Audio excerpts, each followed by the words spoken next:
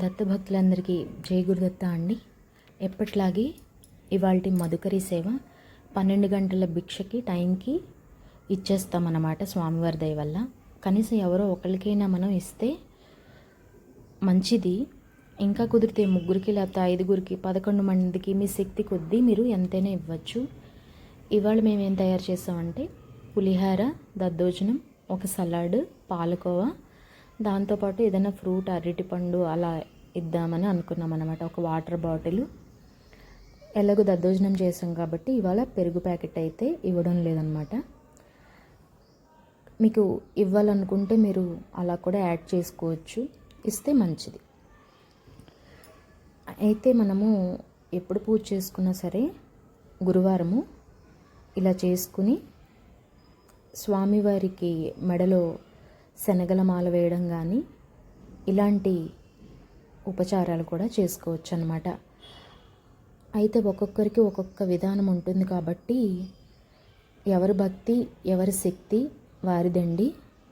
కాబట్టి చక్కగా మీకు నచ్చినట్టు మీరు వెళ్ళి భిక్షను మీ చేతితో వండిన పదార్థాలు ఇచ్చినట్లయితే చాలా మంచిది.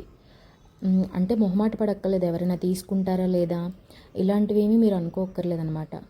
చక్కగా గురువారం గురుచరిత్ర చదువుకుని పారాయణ చేసుకుని, ఒకరోజు చేసుకునే వాళ్ళు కూడా ఉంటారు కదా, వాళ్ళు ఒకరోజు పారాయణ అయినా చేసుకోవచ్చండి.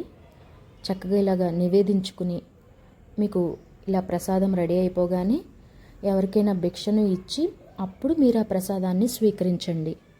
తోటి ప్రాణులు, జీవులు ఏమైనా కనిపించినా రోడ్డు మీద తప్పకుండా వాటికి కూడా పెట్టండి. చాలా చాలా మంచిదన్నమాట. అయితే మీరు పూజ చేసుకునేటప్పుడు మీకు తోచిన స్తోత్రాలు ఏమైనా సరే చదువుకోవచ్చు. ఘోర కష్టోద్ధరణ స్తోత్రము, అది ఒకవేళ 16 సార్లు చదువుకోవాలి అని నియమం పెట్టుకుంటే కనుక 16 సార్లు చదువుతున్నప్పుడు ప్రతిసారి చదివిన ప్రతిసారి పచ్చకర్పూరంతో హారతినైతే ఇవ్వండి.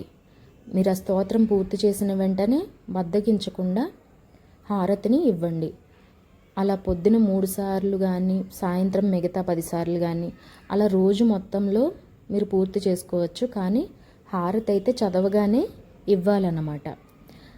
అమ్మో ఇంత కష్టమైన స్తోత్రాలు చదవలేము, ఏదైనా సులువుగా కావాలి అనుకుంటే కనుక మీకు ఇంకా నోటికి ఏది సులువుగా వస్తుందో మీకు మీ మనసుకు తెలుస్తుంది కదా, దాన్ని బట్టి చదువుకోండి. ఇంకా మీ అమూల్యమైనటువంటి సలహాలు మాకు తప్పకుండా ఇవ్వండి. మా ఛానల్ని కూడా సహృదయంతో సబ్స్క్రైబ్ చేసుకున్నందుకు చాలా చాలా సంతోషము, ధన్యవాదాలండి. మేము ఇంకా ఇలాగే నలుగురికి భోజనం పెట్టే శక్తి దత్తుడు ఇవ్వాలని వేడుకుంటున్నా. జై గురుదత్త.